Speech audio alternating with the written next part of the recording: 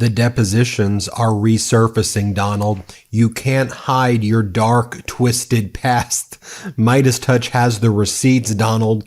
So let's dig up some of these depositions that shows Donald Trump's connections with Jeffrey Epstein and also Donald Trump's dark, sick connections to his own despicable conduct.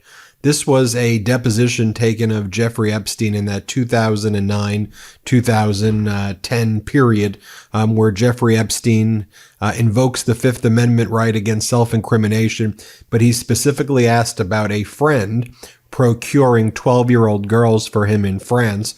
Who's this wealthy friend that knew Jeffrey Epstein very, very well? Jeffrey Epstein said he'd love to tell people, but he said he was bound by his Fifth Amendment obligations as demanded by his own counsel. Here, play this clip. On one of defendant Epstein's birthdays, a friend of defendant Epstein sent him 3 12-year-old girls from France who spoke no English for defendant to sexually exploit and abuse. After doing so, they were sent back to France the next day. Isn't that true? Once again, I'm going to move to strike. Irrelevant, argumentative, harassing. I would like to answer that question. I really would. However, today, my attorneys have told me I have to assert my Fifth Amendment, Sixth Amendment, and 14th Amendment rights under the U.S. Constitution. You're invoking your Fifth Amendment rights to each of these questions because you know that your answers will incriminate you and you feel that it will result in you being prosecuted for these crimes. Isn't that right?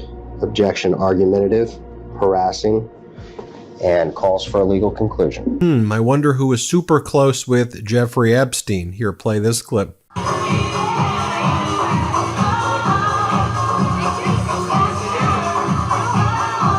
Now, I showed you Epstein's deposition. This was Donald Trump's deposition in the E. Jean Carroll case, where he was shown the Access Hollywood tape where he brags about sexually assaulting women. And he says that because he's rich and famous, he can grab any woman by the genitals he wants and sexually assault them because he's a rich guy. And he said, when you're rich, you get away with it and they let you do it. And then here at his deposition, Donald Trump says, yeah, that's true. That's just the way the world works. Listen to him in his own words. Let's play it. And you say, and again, this has become very famous in this video, I just start kissing them. It's like a magnet. Just kiss. I don't even wait. And when you're a star, they let you do it. You can do anything. Grab them by the pussy. You can do anything. That's what you said, correct? Well, historically, that's true with stars. It's true with stars that they can grab women by the pussy? Well, that's what it's. If you look over the last million years, I guess that's been largely true. Not always, but largely true. Unfortunately or fortunately. And you consider yourself to be a star? I think you can say that, yeah. And at that same deposition, Donald Trump, he basically he says that E. Jean Carroll said that she enjoyed what Donald Trump did to her. He said she went on TV and said she liked it. And that's not, she never said anything like that at all. Here, play this clip. That's what she said I did to her. She fainted with great emotion. She actually indicated that she loved it. Okay, she loved it until commercial break. In fact, I think she said it was sexy, didn't she? It was very sexy to be raped. Didn't she say that? so, sir, I just want to confirm, it's your testimony that E. Jean Carroll said that she loved being sexually assaulted by you? Well, based on her interview with Anderson Cooper, I believe that's what took place. We can define that. You'll have to show that. I'm sure you're going to show that. But she was interviewed by Anderson Cooper, and I think she said that rape was sexy, which it's not, by the way. But I think she said that rape was sexy, and she actually said things that were very strange. And then she was a different person after when he said, we'll take a break right now. We're going to take a break right now. He didn't like what she was saying. He was very upset with and then she came back and she was a much different woman in the second half, so to speak. And so the question I'm asking you is, did she say in that interview that she loved being sexually assaulted by you? Well, she said something to that effect. I mean, you'll have to take a look at the interview yourself. I believe she said rape was sexy, to which Anderson Cooper is dying. He's saying, let's get to a commercial break immediately. I think you better watch the interview. I'm sure you have, but you better watch the interview. In the interview, when Ms. Carroll talked about rape being sexy, isn't it true that she said that's a view that many other people hold? Oh, I don't know. I mean, I don't know. All I know is I believe she said rape is sexy or something. That's beyond disturbing. She's never said anything like that. And again, this is Donald Trump's deposition testimony. Also, Donald Trump said that he would never sexually assault E. Jean Carroll because she's not his type, he said. And then he was given a photo of E. Jean Carroll, and he thought E. Jean Carroll was Marla Maples, his wife, who he said is his type. Here, play this clip. I think so, yes. And do you recall when you first saw this photo? At some point during the process, I saw it. That's, I guess, her husband, John Johnson, who was an anchor for ABC. Nice guy. I thought, I mean, I don't know him, but I thought he was pretty good at what he did. I don't even know who the woman, let's see, I don't know who, it's Marla. You say Marla's in this photo?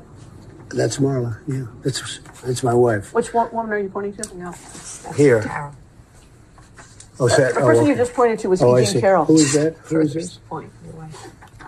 And the woman on the right is your then wife, I don't know, Ivana? this was the picture.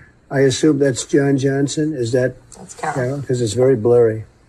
Now, in your June 21st... And then Donald Trump, in the same deposition, told the lawyer for E. Jean Carroll, Roberta Kaplan, that she was not his type. Here, play this clip. When you said in that video that Ms. Leeds would not be your first choice, you were referring to her physical looks, correct? Just the overall, I look at her, I see her, I hear what she says, whatever. You wouldn't be a choice of mine either, to be honest with you. I hope you're not insulted. I would not, under any circumstances, have any interest in you. I'm honest when I say it. I would not have any interest in. No, here's another deposition of Epstein where he invokes his Fifth Amendment about soliciting underage women for prostitution. Play this clip. New York and Paris.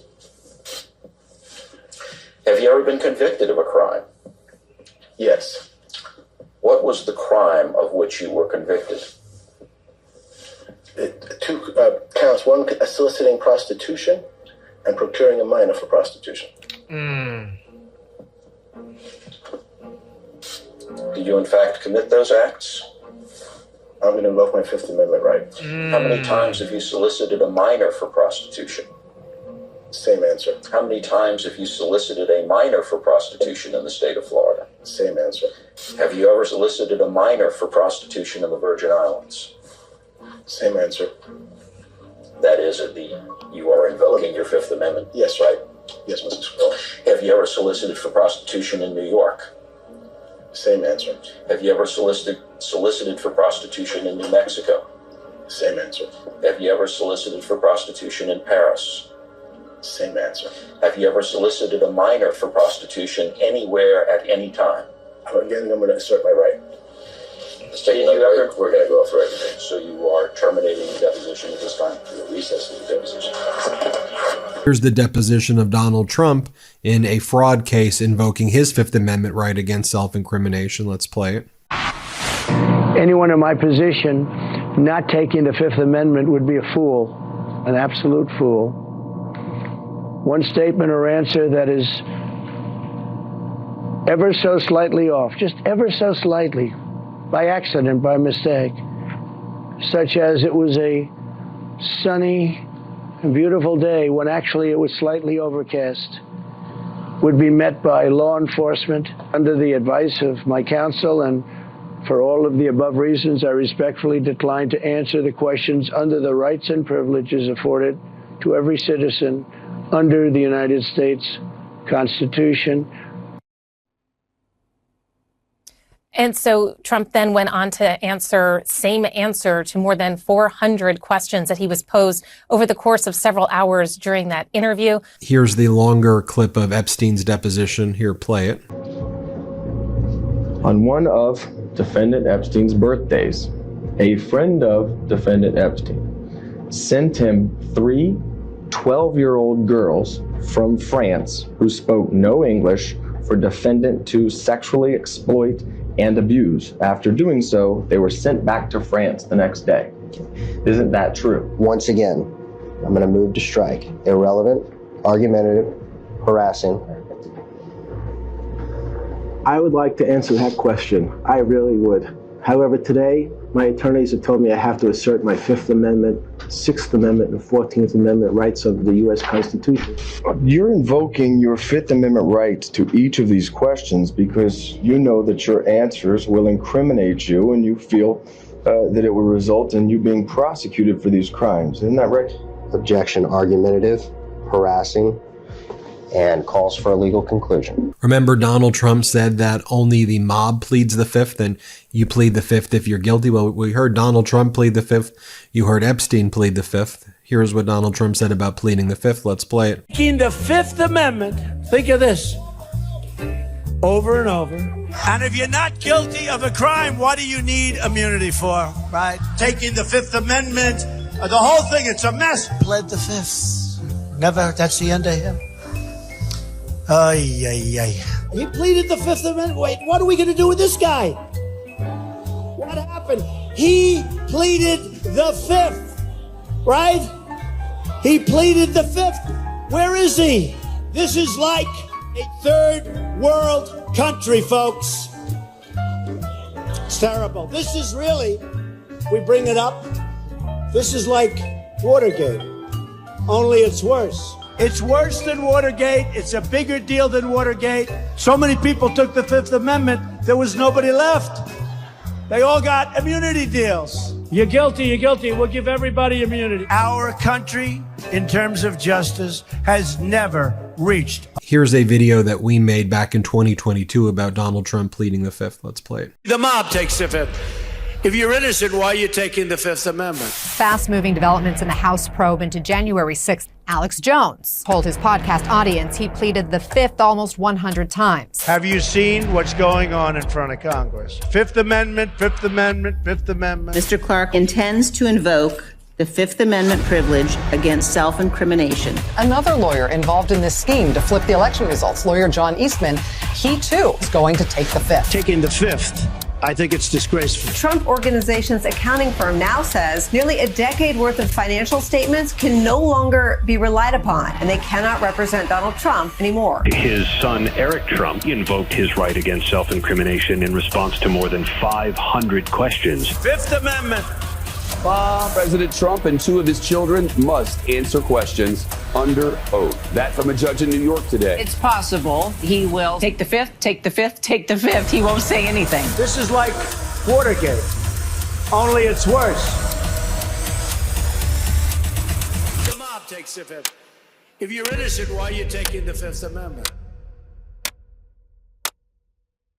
Well, there you have it, folks. I think it speaks for itself. Let me know what you think.